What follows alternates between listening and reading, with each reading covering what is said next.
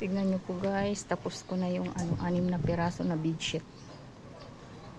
Pero single bedsheet lang to. Natapos ko na. Yan na po yan lahat. Yan yung tela na binili ko kahapon. Bilis na. Garter lang naman tong side eh. Tapos na po. Bili ko na itong ibigay mamaya. Diba? Nadali kasi meron pa akong gagawin. Gown at saka pantalon. Salamat.